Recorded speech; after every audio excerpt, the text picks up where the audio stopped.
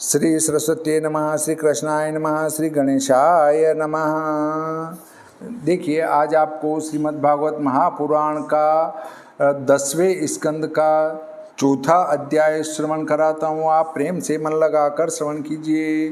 चौथे चंडी वचन सुनी अति सबित भयो कंस मंत्री न सहित विचार कर कियो बाल विध्वंस।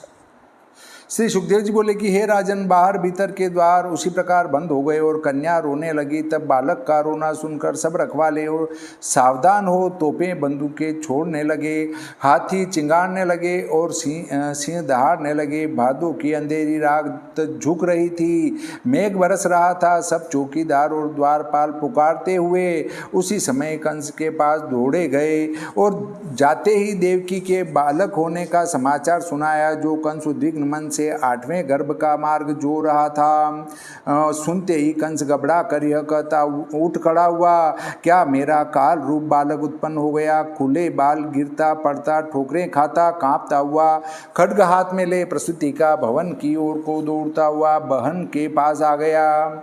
देवकी कंस को देख दीन होकर करुणा वचन बोली कि हे भ्राता, हे कल्याण रूप, जिसके सुनने से सबके मन में अत्यंत दया उत्पन्न हो रही है, यह पुत्र नहीं है, यह देवी रूप कन्या है। इसको मत मार, क्योंकि यह तेरी भांजी है और तुम्हें स्त्री यानी कन्या का वध करना योग्य नहीं है। हे भ्राता, अग्नि के समान तेज वाले मेरे 7 पुत्र जो तूने मारे हैं, वह ताप मेरे हृदय से अभी नहीं गया, परंतु उसमें तेरा अभी क्या दोष है? देव ने तेरी बुद्धि भी वैसी ही कर दी।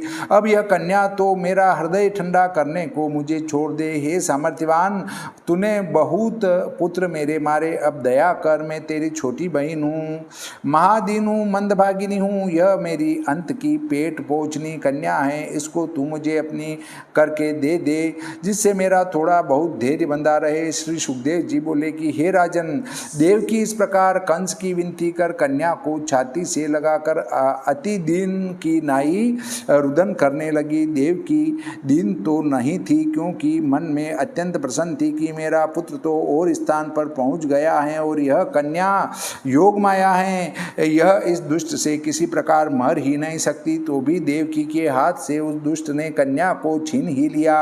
देवकी ने नम्र होकर बहु तेरी प्रार्थना की, परंतु उस दुष्ट ने न माना और कहा कि इस कन्या को मैं कभी जीती न छोड़ूंगा, क्योंकि जो कन्या के साथ विवाह करेगा वह मुझको मारेगा।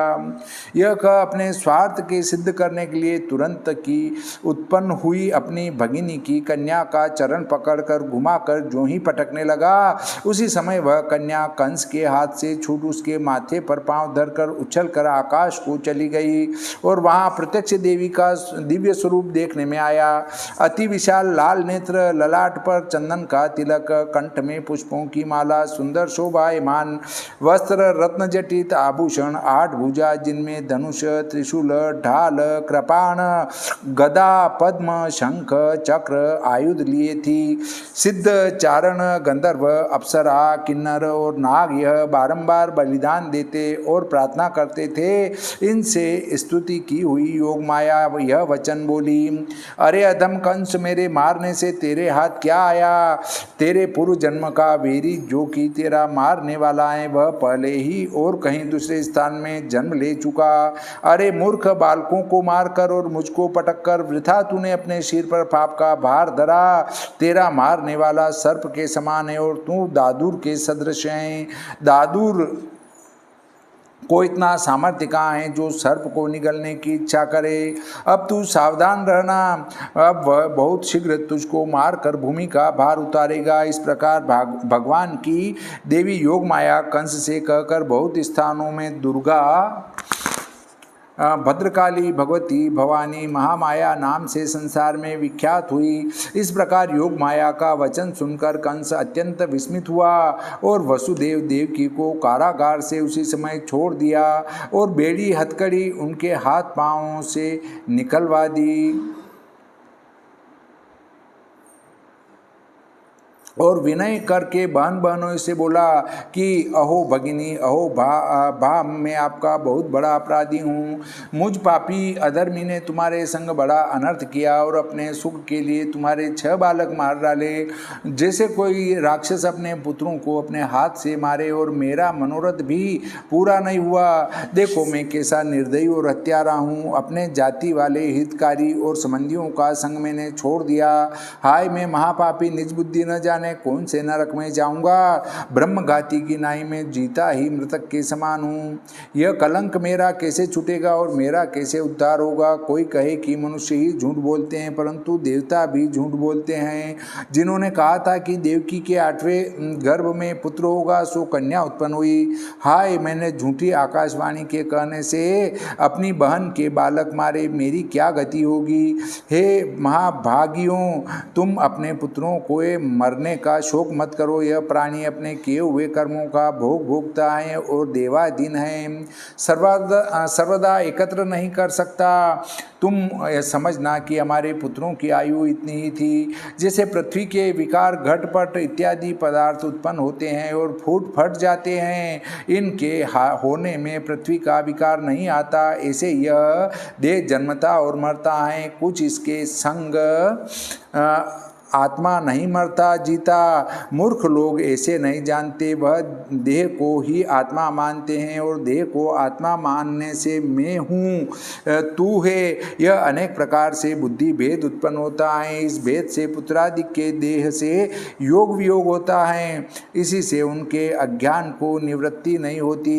हे मंगल रूपिणी, मैंने तेरे पुत्रों को मारा है, तो भी तू उनका शोक संताप मत कर, क्योंकि सब प्राणियों को परतंत्रता से अपने अपने किए हुए कर्मों का भोग भोगना पड़ता है। जब तक प्राणी अपने स्वरूप को नहीं जानता और यह कहता है कि मैं मारता हूँ और मैं मरता हूँ, तब यह वह देहाभिमानी अज्ञानी पुरुष मरता है और मारता है। हे दीन दयालु, हे सत्यवक्ताओं, अब आप मेरा अपराध क्षमा कीजिए, क्योंकि साधु जन दिनों पर सदा ही दया करते हैं।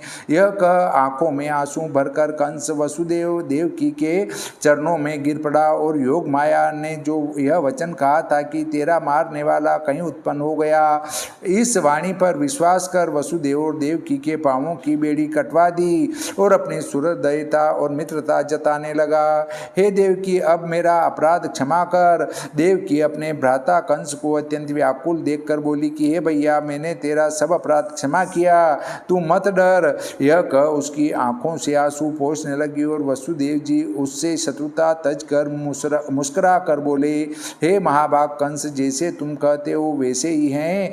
देहधारियों की अज्ञान से अहंकार होता है, इसी अहंकार ने मेरा तुम्हारा परस्पर भेद कर दिया। शोक हर्ष भय द्वेष लोभ मोह जिनको लग रहे हैं, वे मनुष्य इन चारों से आप ही मरते हैं, उनको कौन मारता है। वह उन्मत्त पुरुष यह नहीं जानते कि परमेश्वर ही पदार्थों से पदार्थों का परस्पर नाश करता है और उस परमात्मा को नहीं देखते और अज्ञानी पुरुष मैं मरता हूँ, मैं मारता हूँ, ऐसे मानते हैं। श्री सुखदेव जी बोले कि हे राजा परीक्षित, इस प्रकार प्रसन्न हो शुद्ध अंतःकरण वाले वसुदेव देवकी से आज्ञा लेकर कंस अपने राजभवन को गया और जैसे तैसे करके रात काटी। प्रातः काल होते ही कंस ने अपने सब मंत्रियों को बुलाकर जो कुछ योग माया ने कहा था कि तेरा मारने वाला उत्पन्न हो गया है, वह सब वृत्तांत मंत्रियों के सामने ज्यों का त्यों का सुनाया।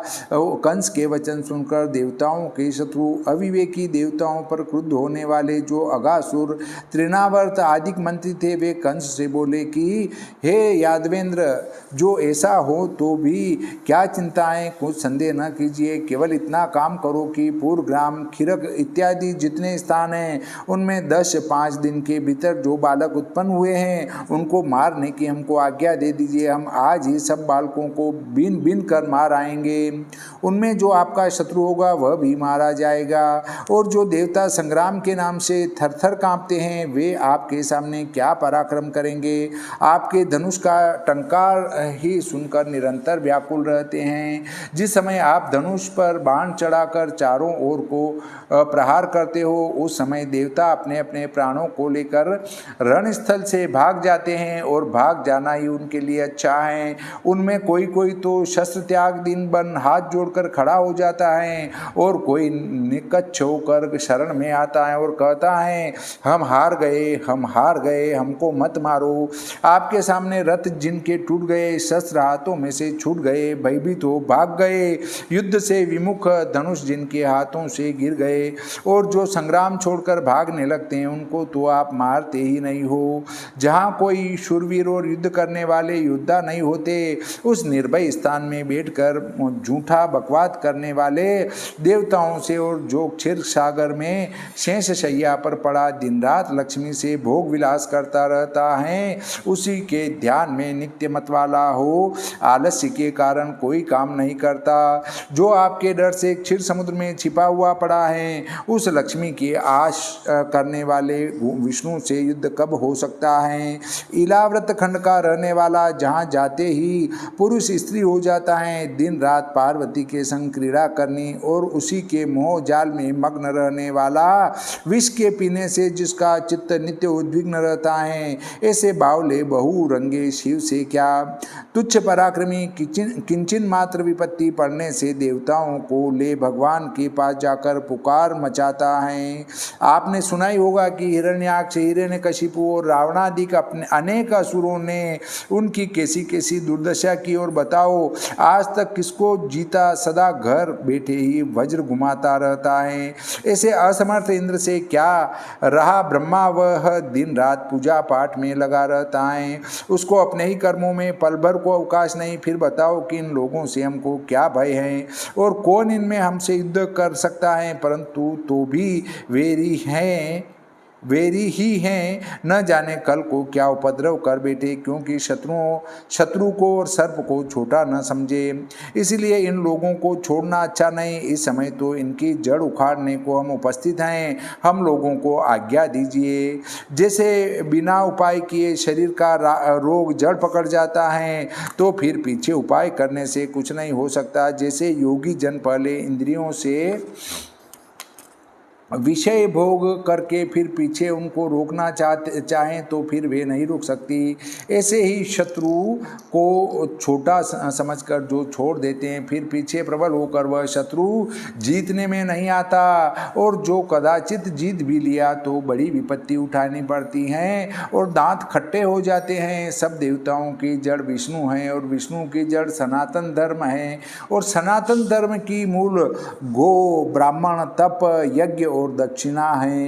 हे राजन, कंस इसलिए वेद पाठी, तपस्वी, याज्ञिक, ब्राह्मण, यज्ञ के उपयोगी और दूध देने वाली गायों को हम अवश्य मारेंगे। गो, ब्राह्मण, सत्य, वेद, तप, दम, शम, श्रद्धा, क्षमा और यज्ञ सब विष्णु भगवान के अंग हैं। देखिए, आजकल ब्राह्मण, ज़्यादातर लोग ब्राह्मणों का ही विरोध करते देखे गए हैं। पहले भी राक्षस लोग ब्राह्मणों का विरोध करते थे, गौ माता को मारते थे। आज भी लोग गौ माता को मार रहे हैं और ब्राह्मणों का विरोध कर रहे हैं। ये वही राक्षस कहे जा सकते हैं। वह विष्णु सब देवताओं में मुख्य, दैत्यों का द्रोही और सबके हृदय में वास करने वाला, और महादेव जी सब देवता और ऋषियों का मूल भी वही हैं। इसलिए ऋषिश्वरों मुनीश्वरों को मारना यही विष्णु के मारने को ठीक उपाय है।